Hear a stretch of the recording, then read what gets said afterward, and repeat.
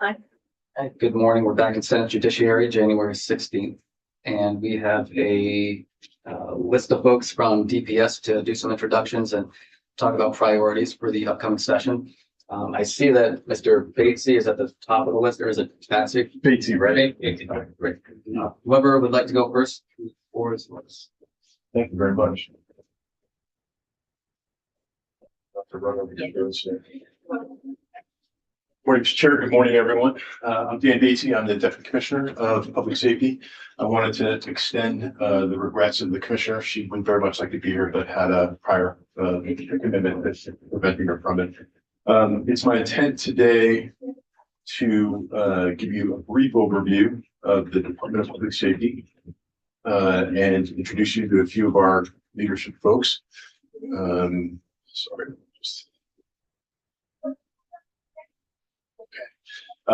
Here with us in the room, I have Rosemary Gronkowski, our legal counsel, Tucker Jones, also our legal counsel. On the screen, I know we have Colonel Matt Birmingham, who is commander of the Vermont State Police, Mandy Wooster, who is our policy coordinator, and Heather McLaughlin, who's the commissioner's principal assistant.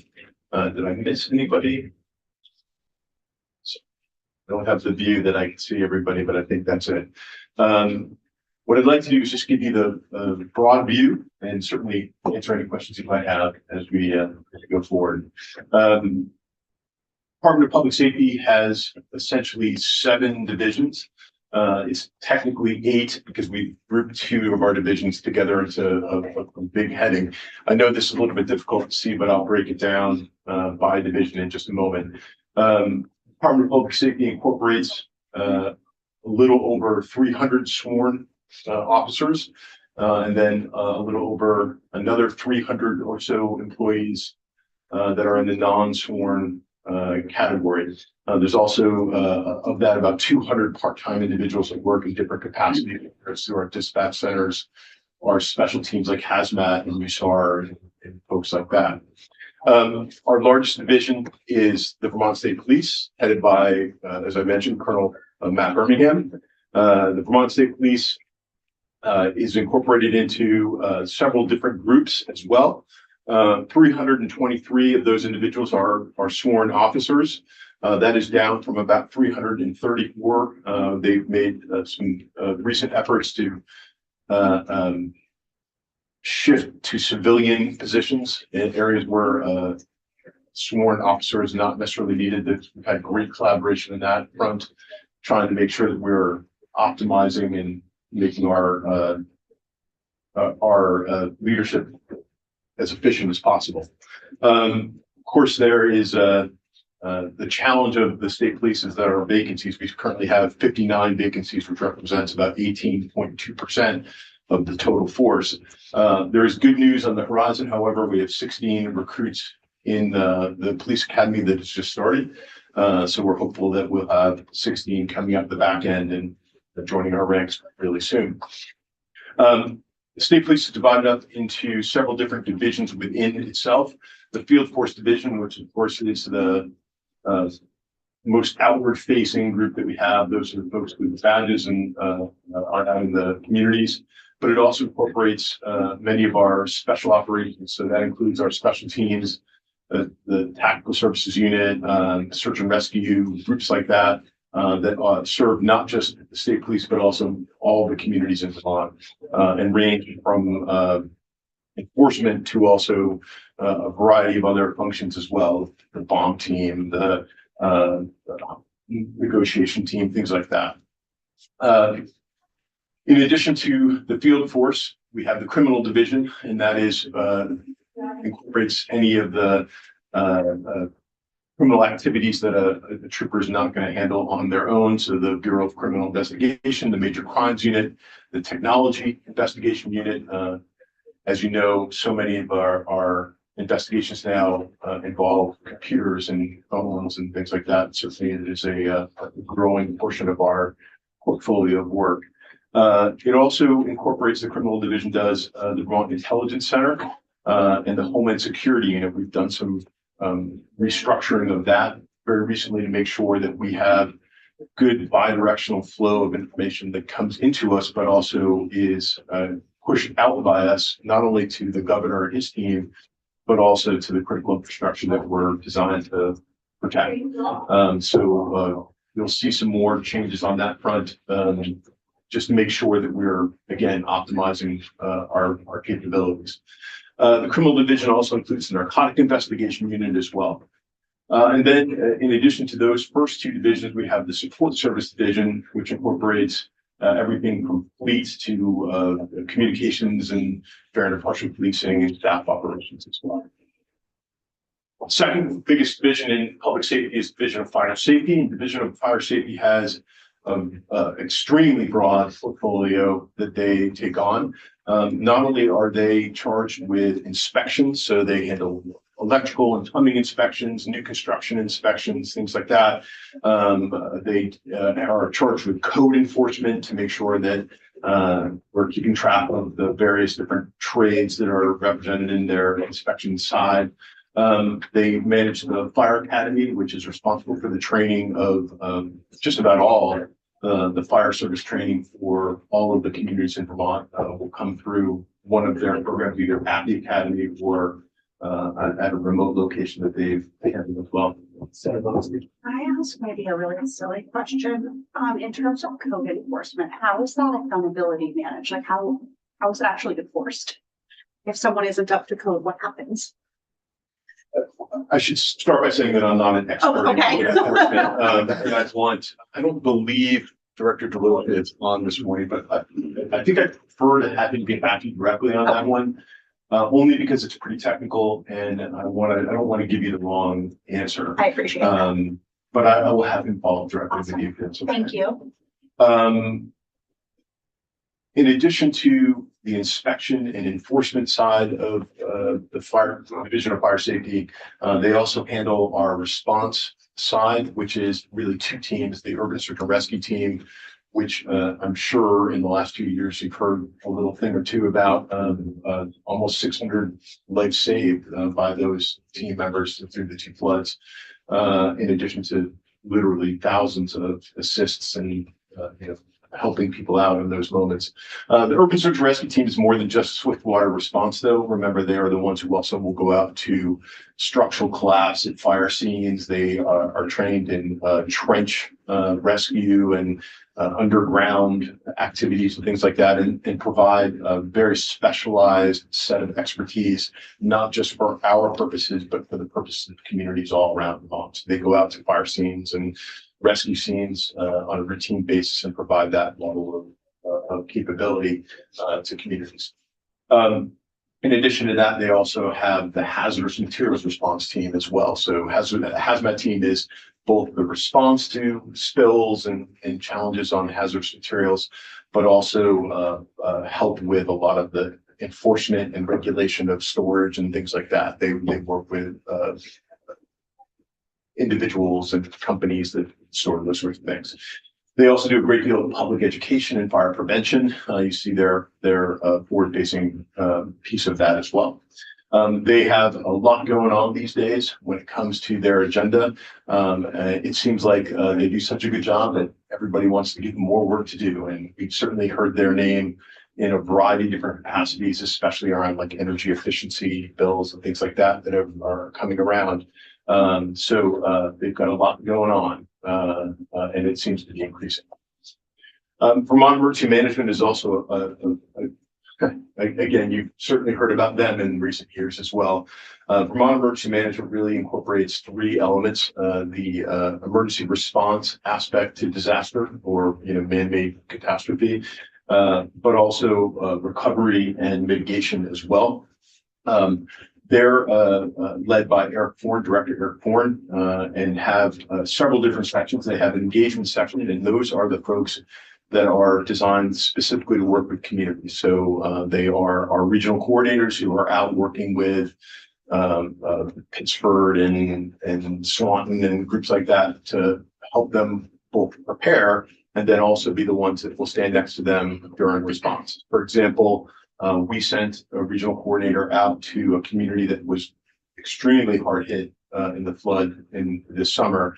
One of our regional coordinators literally spent 40 hours standing next to the local emergency manager during the flood. They were just overwhelmed. We said, get out there and do it. They were there for 40 straight hours. So that level of engagement is a big portion of what they do. They also have a large hand in the planning. So they work with these local governments, local municipalities to develop those plans, to help them integrate their plans into the state emergency management plan. All of those pieces are a big portion of what they do. So you'll see here operations and logistics, planning, and then of course the other two big sections are the recovery section, which has recently been built. So that was always previously integrated within another section, but because of the lessons we've learned in the last 2 years of flooding, they just need to be their own section. So those are the folks that are specifically designed in the immediate post-disaster phase to help people get back up on their feet, both individuals, but mostly communities, to help recover infrastructure and all of the things that go along with that. And then also the mitigation section. So the mitigation section is how do we prevent things from happening again? I think it's relevant to note that Vermont emergency management has changed vastly in the last 2 years based upon the lessons that we've drawn. We've historically been built for 2 emergencies a year, and we have a lot more capacity than that. But you know, the understanding, the planning assumption of Vermont emergency management historically has been for 2 declared disasters a year. In the last 2 years, we've had 7. Historically, when you look at things like mitigation, since Hurricane Irene, that is, the mitigation section has handled 200 buyouts. That is buyouts at homes where people have said, doesn't make any sense to live here anymore. We need to go through that. So from Hurricane Irene to 2023, we managed 200. In the last 2 years, actually a year and a half, we've handled 300. Right. So we just have a vastly changing complexion of work that we're managing. They also handle all of the interaction with FEMA, or most of the interaction with FEMA. So our federal partners who come in to help us out, they're the ones who are working through the various different disaster declarations and the grant money that comes in and all of those sorts of things. Vermont Emergency Management is also the home of the School Safety Center. So we work with the Agency of Education very collaboratively to make sure that we're doing everything we can to protect and respond to school-related incidents, including behavioral threat assessment and all that goes along with that as well. So that's Vermont Emergency Management. The Crime Information Center, led by Director Jeff Wallen, that is the repository of information, basically, and incorporates a variety of our different databases and records management systems that go along with the work that we do. Fingerprints, record checks, things like that. The criminal history section is all part of their work.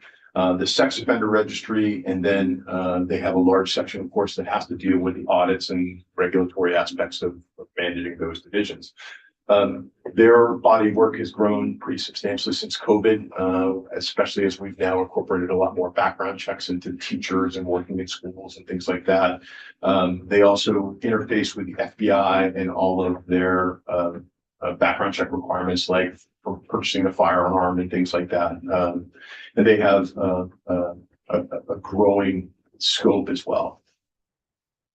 Radio Technology Service is the division that manages the communication infrastructure for the Department of Public Safety, primarily focused on the land mobile radio systems that we utilize. So that incorporates the radios in the state police cars and the portable radios, handheld radios on the troopers' belts.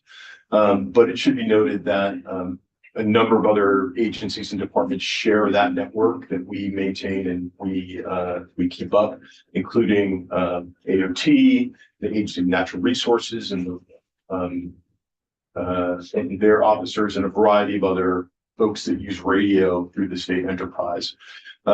We maintain that radio system, including the network and the infrastructure that goes into keeping the network capable. So we have lots of towers on top of big mountains, and we have to deal with them in all sorts of weather. And it seems like in the worst conditions, they fail. So we're driving up mountainsides with snowmobiles and ATVs and chipping ice off of 40-foot towers. And they've gone a long way this year to make sure that we have the best capability. They recently sent all of their technicians through schools that will enable them to be able to climb. So that's enabled us to move away from a very expensive contract for outside assistance on that. And we're able now to do that kind of work ourselves.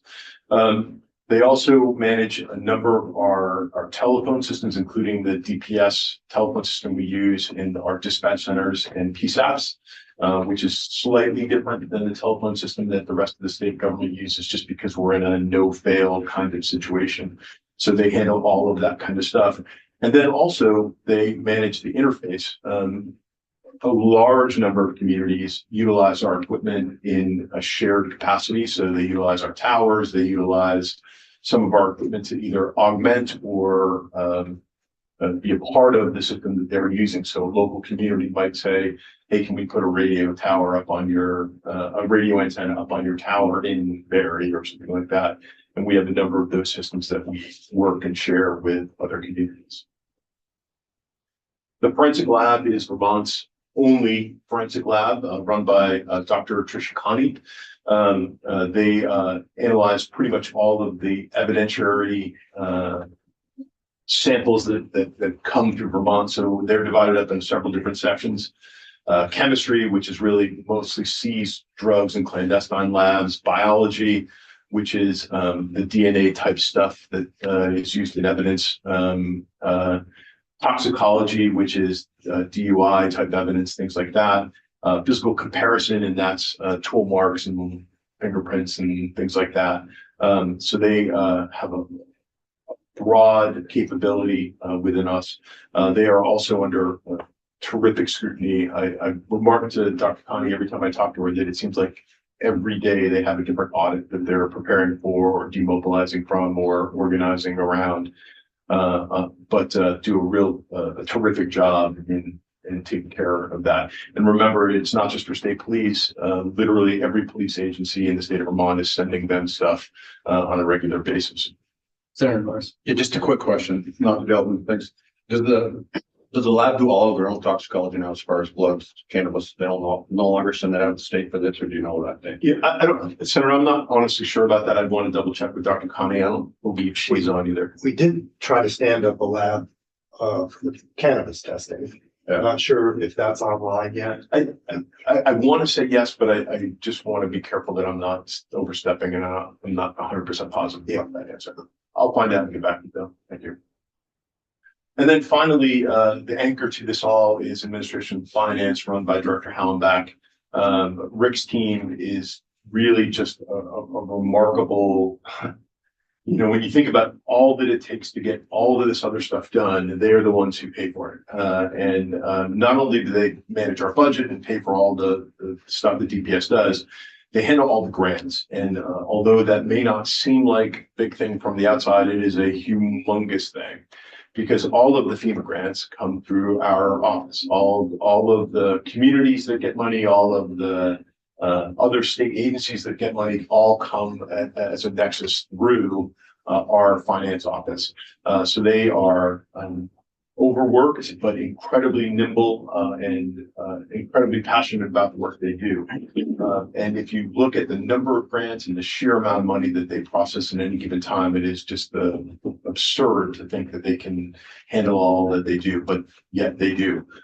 So that is again our anchor point. Everything that we do is based upon their capability.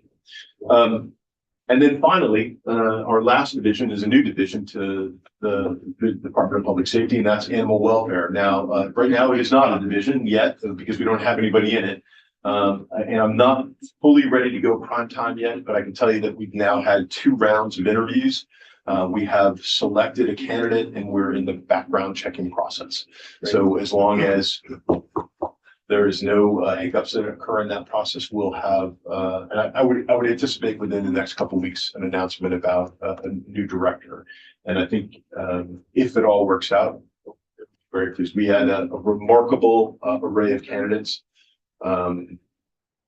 dignitaries and luminaries from around the country. We had over 30 applicants for Director of Animal Welfare, which is really probably the most successful search we've had in a long time for anything. So we have a very qualified applicant that we're hoping will emerge on the back end of that. That's the end of my presentation. And again, I'm certainly happy to answer any questions you might have about Department of Public Safety. Thank you. Any questions? Okay, great. Is this going on? Be sent or Yep, great. absolutely. Great. Thank you. And of course, I would just say that we're happy to help in any way we can. And if there's any questions that come up after this, please by all means reach out to us, and we're glad to work collaboratively. Thank you for your testimony. Appreciate it. We have next up, Ms. Worcester. I believe she is on to. I think probably I'm here representing all of them, unless Okay. perhaps we could just ask if there's anything. I should probably say, what have I forgotten? The rest of the team members who are here and the great men and women that we have with us. So, team, is there anything that I was supposed to say that I've forgotten?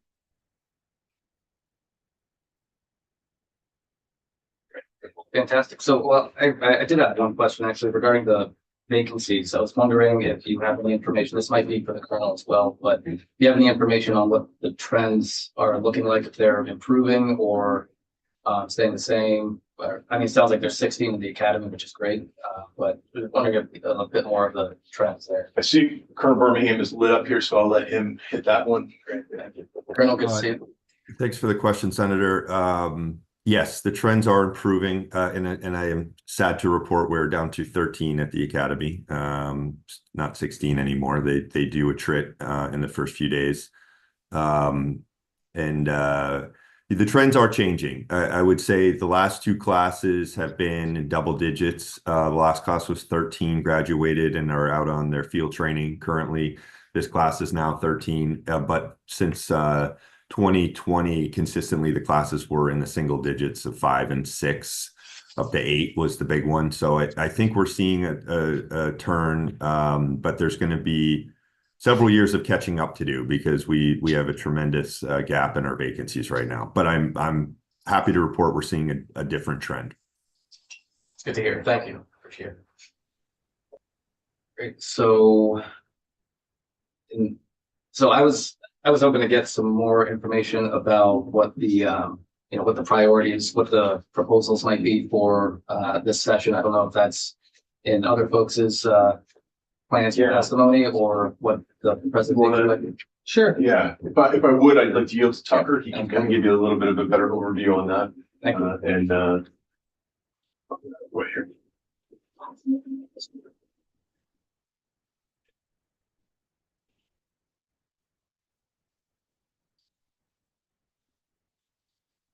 Good morning. Tucker Jones, Department of Public Safety. Happy New Year. Congratulations, Mr. Chair. Thank you for the appointment. And yeah, so as you saw the administration conference yesterday on public safety, and so I think that is going to be the topic that most touches this committee. I think probably all of the specific topics. The general topics are juvenile justice, as you know, and House is already running with that. They've started their kind of big picture hearings, and they're going to be getting into the weeds, I think, as soon as next week on that. We can discuss the details of that here, if you'd like, but we'll be focusing on that in the House in the coming weeks.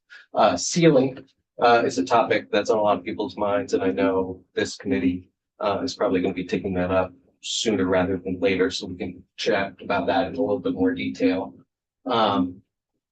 Repeat offenders is something that also came up yesterday. This was a specific focus that we've been following over the past few months, ever since Act 138 last year, to kind of monitor the implementation of that. As you know, DOC's ran one of the pilots out of Act 138 starting now. The pretrial monitoring.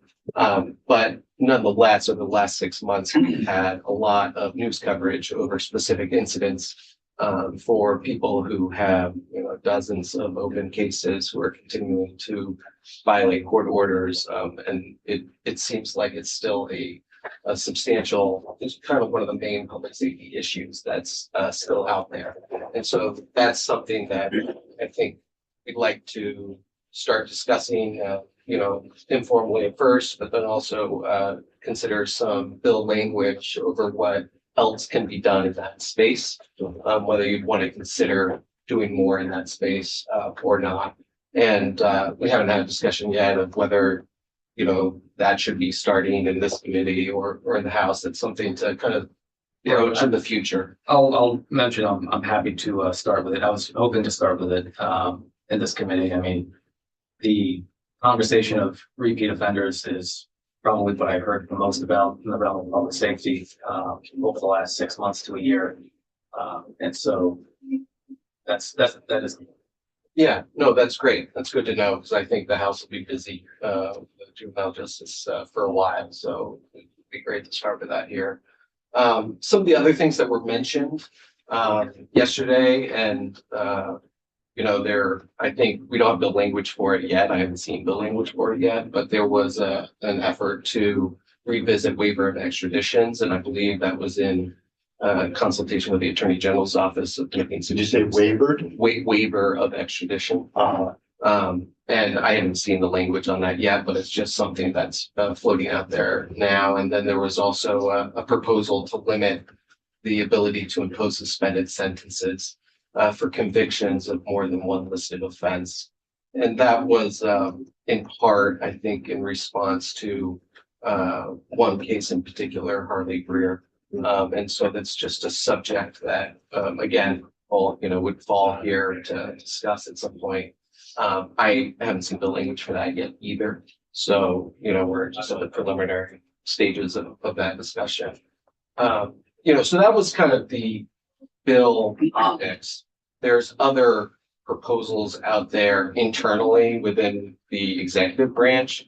There was mention yesterday of an executive order to convert the Department of Public Safety into an agency, which is not a new topic.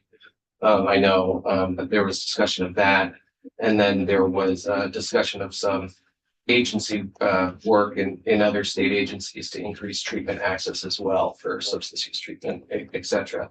So those are kind of the main topics.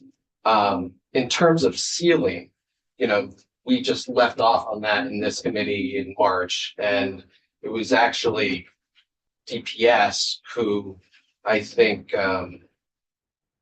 was the party pooper on that, because we had a specific operational issue about trying to implement the bill that was under consideration at that time.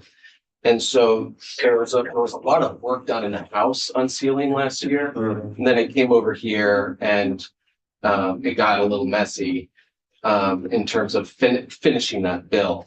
I know that there's a lot of interest in finishing that bill by a lot of stakeholders this year.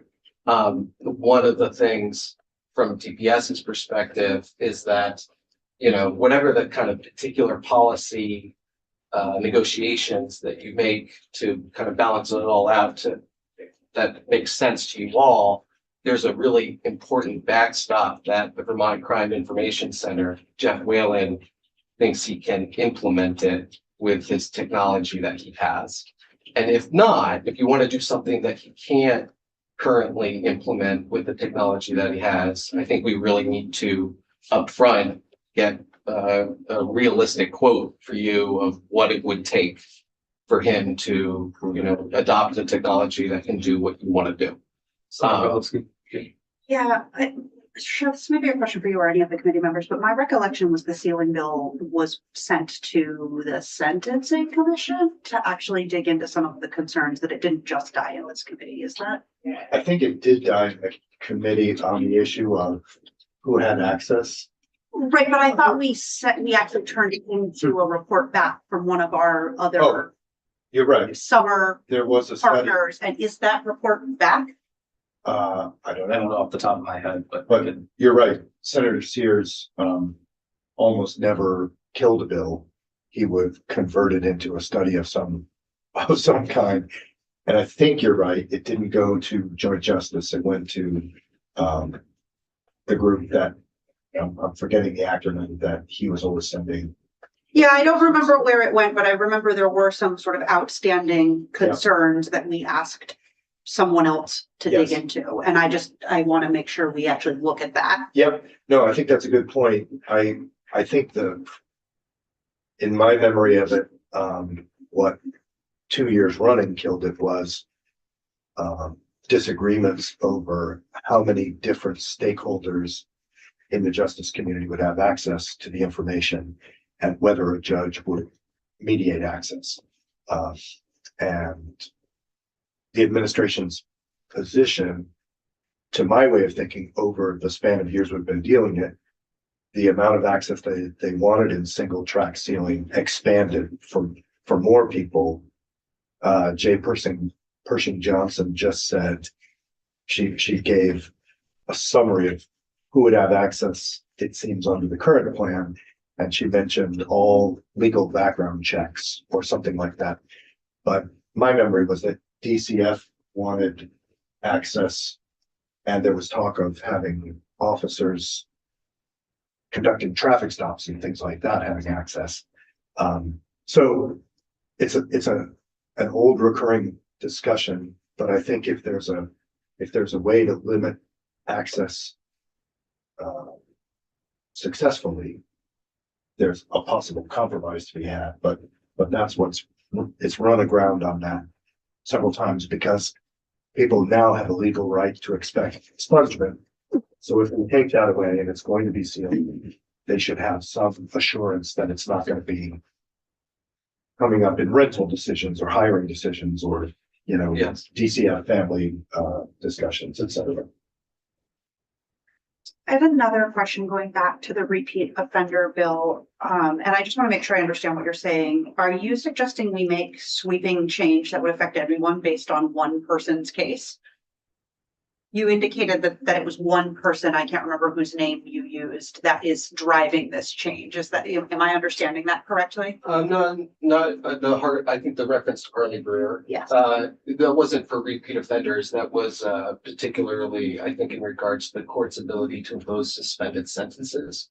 And that was one of the, I think, examples that triggered kind of concern over the topic of suspended sentences generally.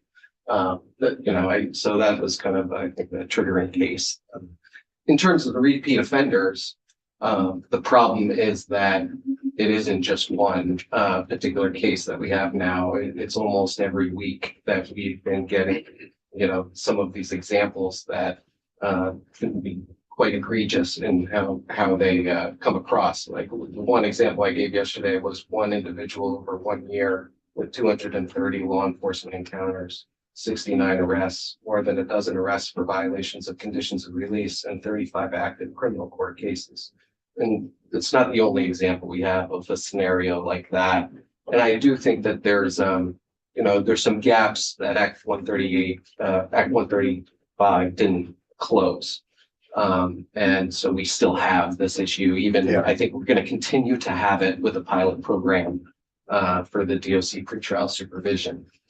So what are some of the changes for, I'm presuming it would be for 7575? Yeah, I mean, my thinking on it is, what happens normally, in other states and the federal government is at a certain point when you continue to commit crimes while you're under pretrial supervision by the court, you face the serious risk that your bail is going to be revoked, bail revocation. And so there's a standard for when your bail should be revoked or not. Vermont has a unique standard that's constitutionally based. The court articulated it 30 years ago, 1993, and the legislature hasn't kind of weighed in on that standard since. It's not a very clear standard. You have to threaten the integrity of the judicial system, and that's not a very helpful standard. Or disrupt the prosecution of the accused. So those are some of the language the courts use. Other states, the federal government, Massachusetts, Maine, New Hampshire, they have very straightforward and clear standards. So there's really no question on what circumstances that the court can seriously consider bail revocation when you just repeatedly commit crimes in pretrial release. And, the purpose is that we're trying to make sure that conditions of release are taken seriously, that they're real. I always come back to this anecdote that we were having this conversation, I think it was in the sentencing commission, and I was raising some of this stuff, and the private defense attorney said, well, we all wish that conditions of release actually meant something. And I like that anecdote because it was one of those just honest comments off the cuff that does, I think, point to a specific gap that we have that appears to be unique to Vermont, where they don't really mean much.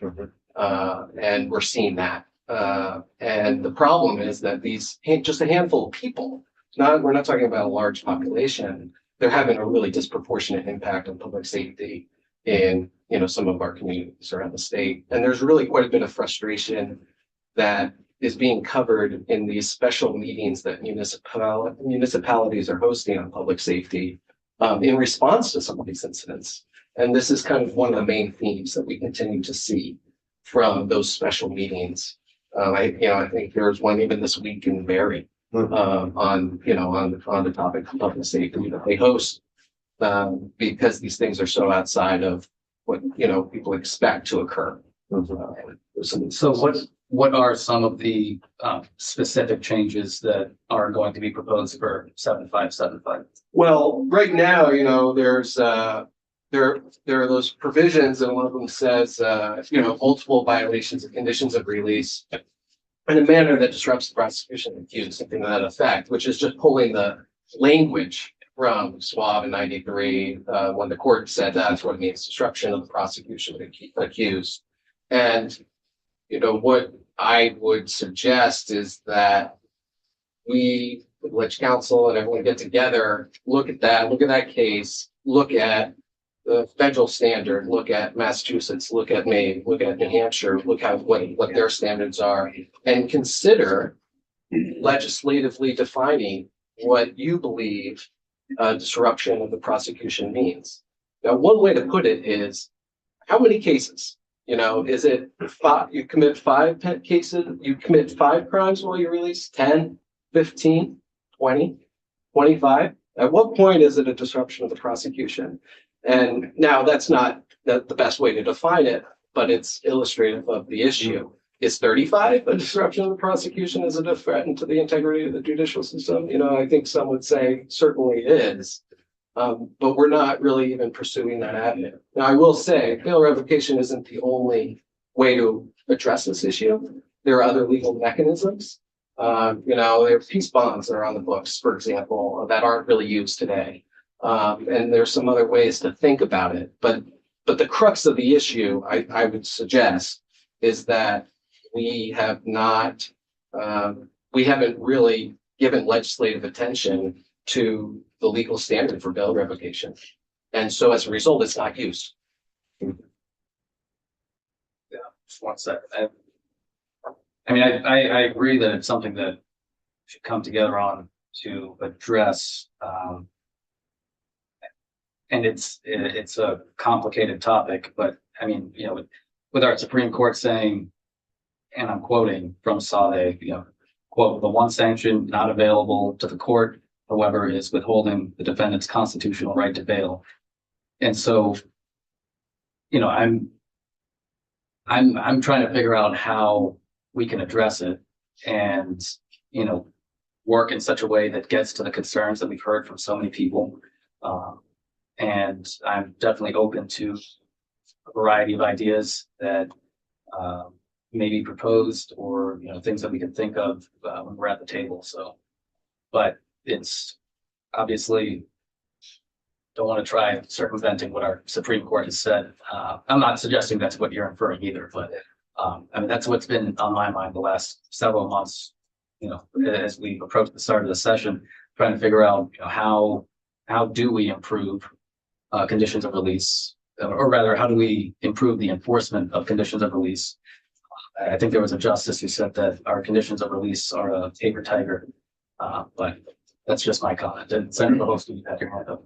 Yes, I'm wondering about the data on the pilot program for pretrial supervision. What county was that in? Did we see any increase? How often was it used? Like, I'm wondering, you know, a lot of times I think we pilot programs and never actually look back to see if they're working. And so I'd be really curious to see what that data is. Yeah, I think it's a question for DOC who's running it, and I was under the impression that it's getting off the ground now. And so it's kind of 2025 starting. But they're the ones actually. And there is a report that is to accompany it. Yeah, I'm just hesitant to make additional, I think a lot of times, and I see this happen in my field especially when I worked in schools as well, where we would say, hey, we're gonna try this thing, and we'd try it for 37 minutes and then be like, oh, it's not working. And so I'm hesitant to throw more at something if we don't even see what we've already done is making any difference. And Mr. Chair, if I might. Yep. I do think you used the phrase catch and release. And I think that is a popular perception out there that's what we're doing. And often what people are talking about is the bail, that people have this constitutional right to bail. I had a very hard time wrapping my mind around that when I came to this committee and found out that, you know, the criterion to deny somebody bail is so limited, and often doesn't speak to any of the crimes that we're talking about. So I don't know, you know, I know that when we talked about pretrial monitoring, it was an attempt to get around this very problem. But that's going to be a very expensive build out. So the pilot is expensive. If we went statewide with it, it would be a very expensive program.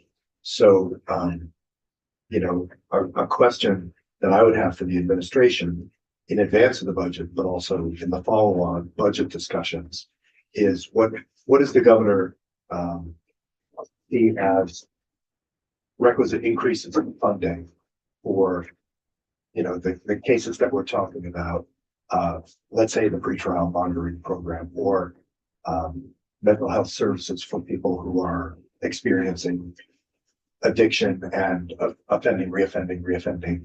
I remember last year asking the question, and the answer was that there wasn't really going to be much in the way of increased funding. It was just increased penalties. But if we go only on that side, we're very likely to put more people in incarceration, increase our costs, and then that leaves us in the appropriations committee at the last minute trying to figure out how to amend the governor's recommend.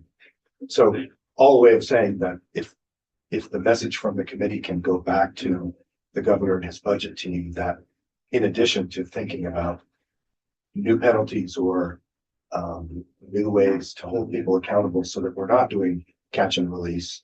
If you're not catching and releasing, you're catching and keeping, and there are costs associated with that. So just a general frame for our thinking. Senator Volsky. To your point around the cost of, you know, pretrial supervision or whatever types of reforms we're looking at out in the community, I'd really like to see that compared with the cost of what it would, you know, I mean, the last time DOC was in here, I think it costs nearly $100,000 a year to incarcerate someone. So I'd also really like to look at those comparative costs, because I think a lot of times we talk about the cost of standing up something new, but we don't talk about the cost of continuing to doing what we're doing.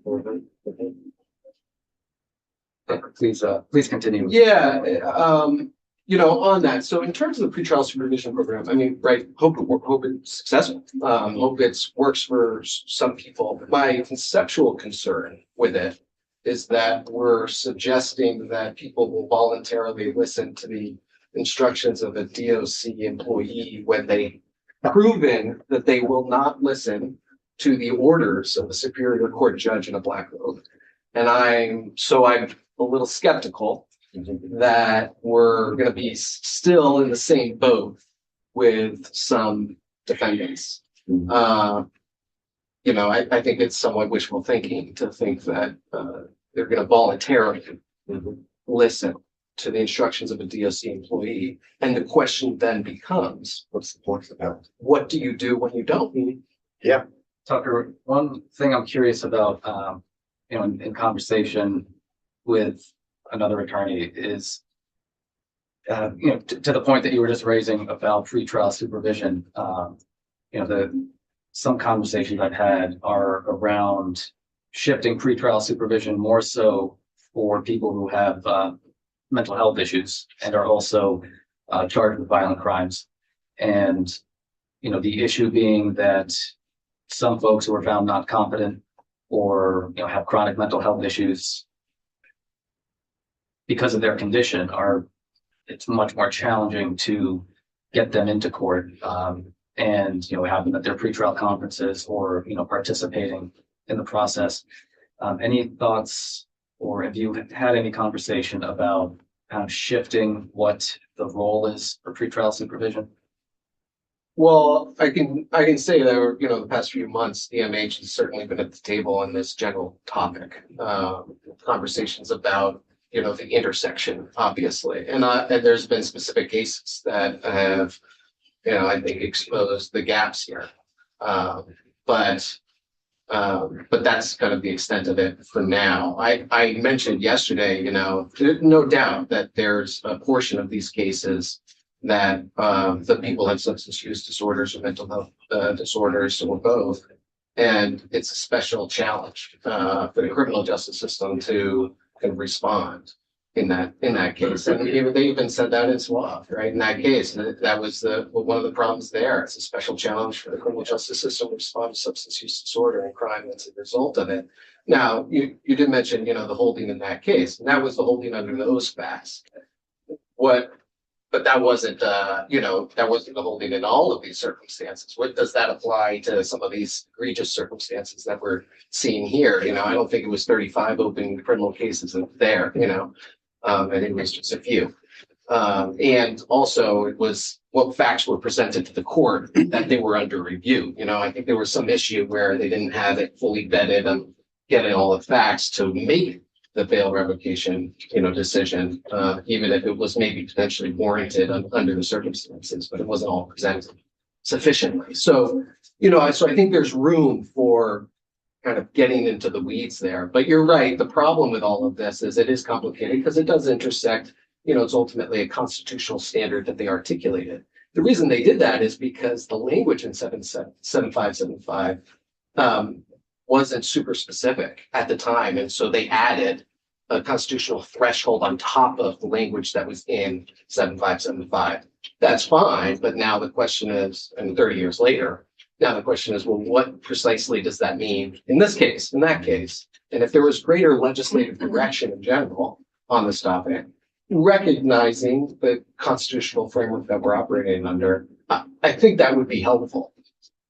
Bail, there's three standards. Bail revocation is distinct from the standard for withholding bail, and it's distinct from the standard for imposing cash bail, and last year we were focused on this imposing cash bail and lifting that $200 cap.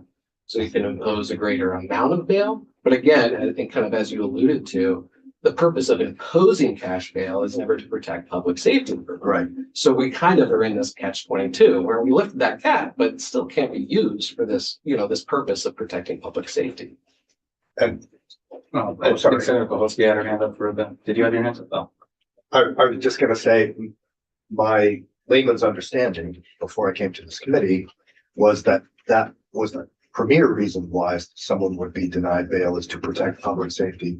And then hearing that it couldn't be a factor just blew my mind. And it also blew Senator Sears' mind, Yes. who, if you recall, said, I was at this table back in '93, and that's not what we meant, or something to that effect. If you remember, which I thought was interesting.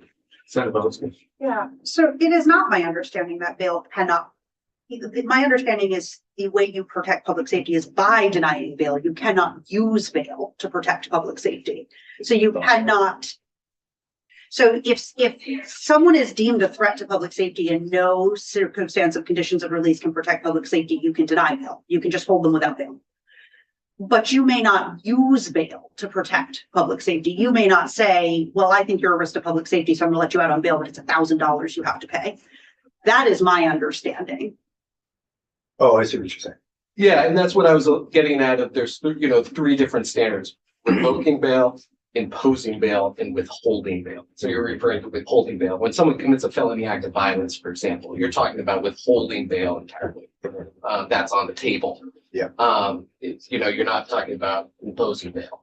And it, because of felony act of violence, you're withholding bail entirely because of the public safety risk associated with it. It's the imposing thing that you can't impose as you were to protect public safety. And so that was the kind of rub with lifting the $200 cap. It was helpful to a degree, but again, we're still somewhat in the same position that we were last year.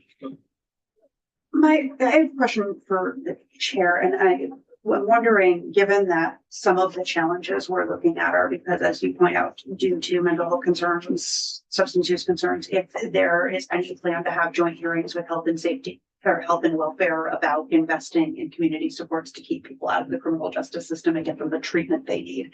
You know, I think the criminal justice system is ill-equipped to handle, as we're seeing, and shouldn't have to handle the issues of substance use and mental health. So I'd really like to think about how we invest in those community supports to divert people out of the criminal justice system, so that the people who are in the criminal justice system are the people that the criminal justice system should be handling. Yeah, no, that makes sense. There are some thoughts I have regarding language that can be changed in some statutes, the numbers of which I don't remember off the top of my head, but that's something we'll be exploring. Regarding a joint hearing, we don't have anything on the books at the moment, but that's noted. Thank you. Yeah, in that regard, the real rub here is for these particular cases with individuals who can or will not abide by orders of the court. At a certain point, we're talking very directly about this, at what point we have the serious risk of state custody over the individual, whether it's detention in a DOC facility or elsewhere. And if that's not clearly on the table in a clearly defined way at a certain point on the continuum, then it just goes on and on and on and on and on. And we obviously tried to just avoid that issue, avoid that point, but at a certain point, we can't avoid it, and really in that 138, I'm sorry, am I getting that right? Last year, that was kind of the goal, was to avoid that. That's fine, it's good, all these other programs, but we can't completely avoid it. For a very small. But I think that's kind of sufficient for today. I just, say that I don't have a myopic view of that there's only one solution to it. It has to be bail verification or anything else. I think it's a kind of a broader informal discussion at the beginning of like, what are some of the options here? Do you have any additional thoughts or ideas about how to resolve cases more promptly? Look, it's a great thing that they're working towards reducing the backlog. Some of these trends in general are going, in the right direction, and that's really good. One of the narratives that I was concerned about is that the reducing the court backlog is going to solve this problem that we're talking about with repeat offenders. And, when I think of reducing the court backlog, I think about the time that you're taking to get to the disposition of the case, the adjudication of the case. And reducing that is great. If you can reduce that from 18 months to 12 months or 12 months to 6 months, that's obviously a good thing. But with the repeat offenders, we're talking about the question of what's the intervention in the time scale of days and weeks, not 6 months from now, not 12 months from now. If you can reduce it from 12 to 18, that's great, but you still have, or 18 to 12, but you still have a whole year. And that's where all of the chaos is occurring within. It feels like a year's lightning speed for the judiciary. I mean, it's no offense to the judiciary, but I see so many cases that have been lingering for 3 to 4 years, and those are folks who aren't going to see a trial for another 1 to 2 years, which is a little wild. But yeah, and that's not good for anyone, for a whole host of reasons. It's not good for the victim. You're not getting to, so I don't know. But that's my thinking on the backlog. Great thing to do, but doesn't necessarily solve all our problems that are hanging up there. So I did get the an email from the administration with the omnibus bill just a few minutes ago. I just forwarded that to our committee assistants so that we can all have copies of that. Tucker, do you have not to put you on the spot, but did you want to go through the omnibus bill, or was that going to be saved for another time, or is there just more to your presentation from? No, I mean, no, that's all. I think I've spoken enough for today. It was just talking about wave talks. As I mentioned, I haven't seen it. But as I believe it's basically the topic, juvenile justice going to be in the House Judiciary. Question is April 1st, raise the age, trigger for the 19-year-olds, what to do there. There's focus on the structure of youthful offender status, which is better than the current structure, the prior, conditional plea structure, or something like that. And then the scope of the offenses that are filed as delinquencies, which is something this committee has taken up, I think every year before. So there's nothing kind of new under those general topics of juvenile jurisdiction. We don't have to, happy that we could spend a whole hour chatting about juvenile justice. I probably don't want to do that today because, but I'm happy to do it if you want. Sealing, again, that's going to be in there. And the main thing is please, loop in Jeff Whalen at Vermont Crime Information Center, and we just have this operational threshold thing of making sure he can do what we want to do. Because I feel bad because I see everyone wants to get this done, but if I have to come in and say Jeff is telling me he can't do it, it's disappointing everyone, and I don't want to be saying that in May to folks. So let's iron that out on the front end. That's a threshold piece, kind of, and then go from there. Repeat offenders we've already talked about. So I don't really have much more unless you have questions. I don't have anything else. Is there anyone else in your group that is planning to testify? I don't think so. Okay. I mean, can I actually, sorry, few minutes, please. One of the things we're talking about always, right, is the data. Last year, we were talking about those NIBRS numbers. There's a year delay. So we now have the 2023 NIBRS numbers. Last year, when we were all chatting, we had the 2022 NIBRS numbers.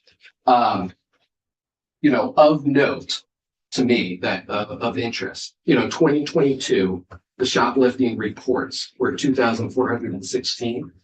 So that's what we were operating under when we were all chatting last year. This year, we're chatting about 2023 numbers. And there were 3,388 in 2023. So that's a 40% jump from 2022 to 2023 regarding reports of shoplifting. Overall, from 2018 to 2023, reports of shoplifting increased 103%. Reports of identity theft, the identity theft is smaller numbers, but 117% overall increase. What are the actual numbers? 129 reports in 2018 and 208 in 2023. So we're talking smaller numbers there. But motor vehicle thefts increased 2018 to 2023, 122%. What are the numbers? 263 in 2018, 585 in 2023. I'm curious how sealing and expungement affects data collection. In my opinion, one of the strange things about our expungement system is that we completely obliterate records and deny their existence once they're deleted. How does that affect? This might be a question for Jeff Wallace. Any thought or information about if there's an impact? Yeah, the numbers we're talking here are the NIBRS numbers. So these are reports to law enforcement that go up to the feds. So it's not the criminal justice record as a disposed case. We're not talking about the convictions from the judiciary records. We're talking about the reports to law enforcement. So it shouldn't be affected by sealing and expungement. I don't believe.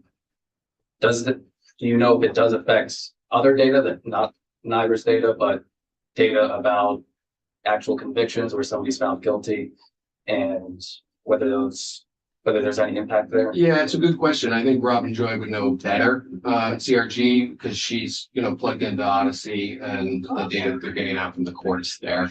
So I would I defer to her on all data questions, but this one, that one in particular.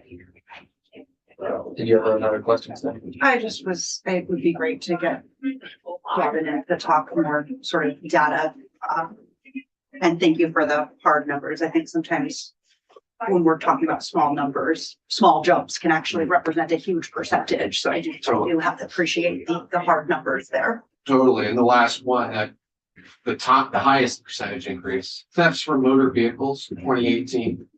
There's a reported thefts for the NIBRS numbers. 2018 is 1,152. In 2023, it's 2,718. So that represents 136% increase over that time period. That's from the motor vehicles themselves. Which I don't consider small increase. Well, more than a doubling. That's good data. Yeah. And then on the data for the violent offenses, Vermont Intelligence Center is reporting that 2024. So that's nice because we have the most up-to-date numbers from the Vermont Intelligence Center. 2024 was the third consecutive year that we've had more than 20 homicide victims in Vermont. Their data snapshot that gave us doesn't go back far enough to tell us when the last time we had a streak of that many homicide victims in the city. Yeah, we in a have row. in Center. sorry. What percentage of those are domestic violence related? No, all I have is the breakdown of number of homicide victims versus the number of gunfire homicide victims. But I don't have the DV versus other breakdown, at least in front of me, but it's possible that we can get that number. I think it might exist. That would be really helpful. I know in years past, it's been well over 50%. And so I think it is important to understand what type of homicide. It's very different, when a domestic partner kills their partner versus someone in the streets randomly, like those are very different things. So I think those breakdowns would be really helpful. I recall a couple of years ago, it was right around 55%, if not a little bit higher. I don't know what it might be Right.